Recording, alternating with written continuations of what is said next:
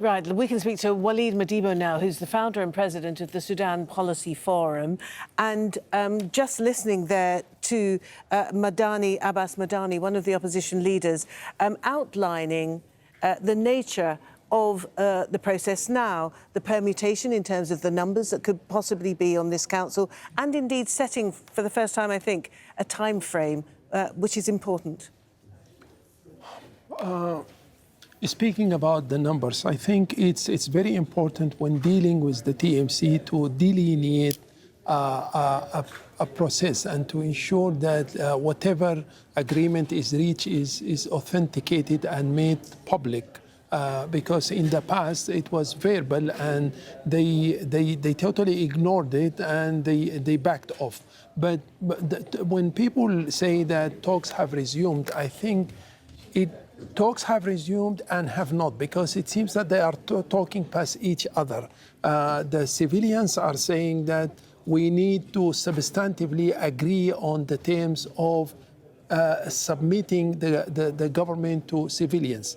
And when we speak about substantive terms, we mean the governance system, the rules and the regulations that should govern the relationship between the legislative body and the executive branch and the sovereign council.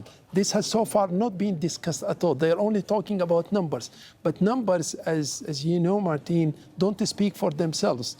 Numbers with what objectives? What is it that they are trying to reach and with what procedure?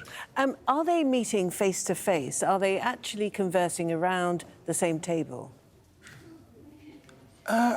They are meeting in the same table, but with totally different terms. I mean, if you look at the TMC, if with some coercive measures they feel that they need to submit power to the civilians, the Islamists are going to think about attempting a coup d'etat, because so we have to look at the scenarios. The scenario of the TMC not agreeing to the terms of the civilians, and in which case they would have to make their own government, and this is a government that's going to lack some legitimacy, or them submitting half-heartedly to the terms of the civilians. And if that happens, then the executive branch won't have enough power to execute the terms agreed upon. So still a huge amount of negotiating to go. A lot of challenges. Madibo, thank you very much indeed.